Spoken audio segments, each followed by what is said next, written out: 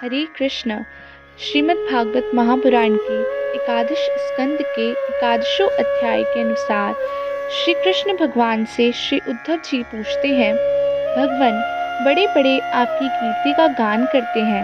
आप कृपया बतलाइए कि आपके विचार से संत पुरुष का क्या लक्षण है। आपके प्रति कैसी भक्ति करनी चाहिए जिसका संत लोग आदर करते हैं।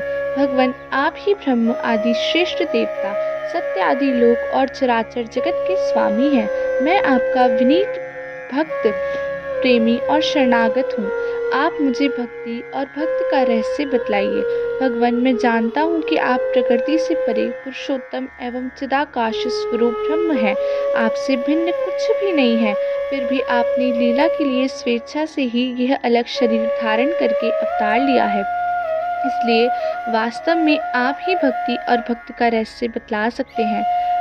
भगवान श्री कृष्ण ने कहा, प्यारे उद्धव, मेरा भक्त कृपा की मूर्ति होता है। वह किसी भी प्राणी से वैर भाव नहीं रखता और घोर से घोर दुख भी प्रसन्नता पूर्वक सहता है। उसके जीवन का सार है सत्य, और उसके मन में किसी प्रकार की पाप वासना कभी नहीं आती। वह समदर्शी और सबका भला करने वाला होता है। उसकी बुद्धि कामनाओं से कलुषित नहीं होती। वह संयमी, मधुर स्वभाव और पवित्र होता है। संग्रह परिग्रह से सर्वदा दूर रहता है। किसी भी वस्तु के लिए वह कोई चेष्टा नहीं करता। परिमित भोजन करता है और शांत रहता है। उसकी बुद्धि स्थिर होती है। उसे केवल मेरा ही भरोसा होता है और वह आत्म तत्व के चिंतन में सदा संलग्न रहता है। वह प्रमाद रहित, गंभीर स्वभाव और धैर्यवान होता है। भूख प्यास, शोक मोह और जन्म मृत्यु, ये चहों उसके वश में रहते हैं। वह स्वयं तो कभी किसी से किसी का प्रकार का सम्मान नहीं चाहता, परंतु दूसरों का सम्मान करता रहता है। उसके हृदय में करुणा भरी होती है। मेरे तत्व का उसे यथार्थ ज्ञान होता है। प्रिय उद्धव, मैंने वेदों और शास्त्रों के रूप में मनुष्यों के धर्म का उपदेश किया है। उनके पालन से अंतःकरण शुद्धि आदि गुण और उल्लंघन से नरक आदि दुख प्राप्त होते हैं।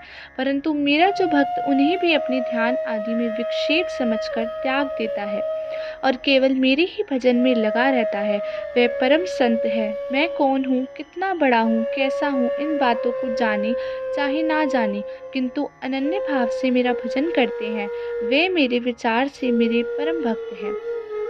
प्यारे उद्धव, मेरी मूर्ति और मेरे भक्त जनों का दर्शन, स्पर्श, पूजा, सेवा, शुश्रूषा, स्तुति और प्रणाम करे तथा मेरे गुण और कर्मों का कीर्तन करे।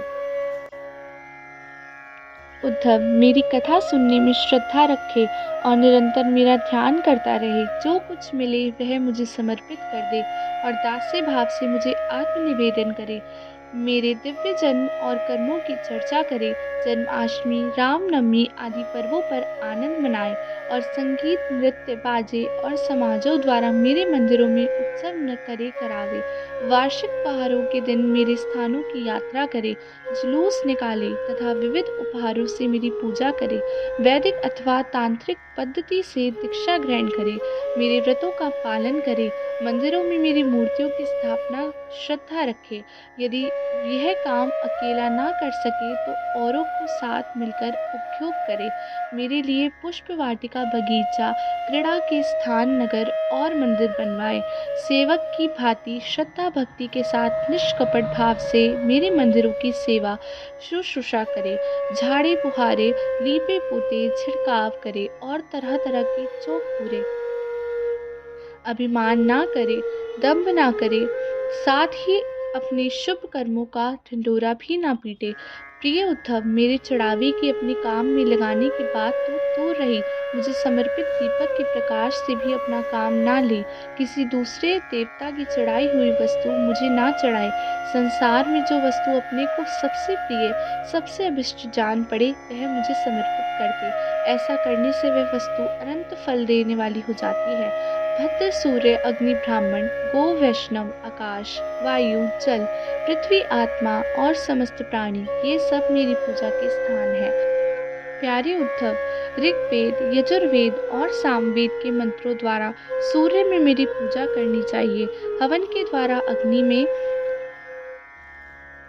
आतिथ्य द्वारा श्रेष्ठ ब्राह्मणों में और हरी हरी घास आदि के द्वारा गो में मेरी पूजा करे।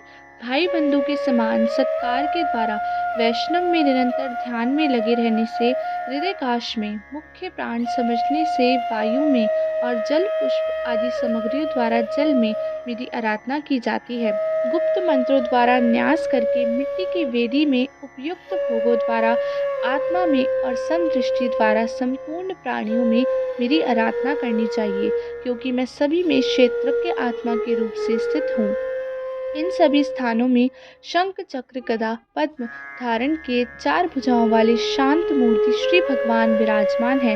प्यारे उद्धव, मेरा ऐसा निश्चय है कि सत्संग और भक्ति योग इन दो साधना का एक साथ ही अनुष्ठान करते रहना चाहिए।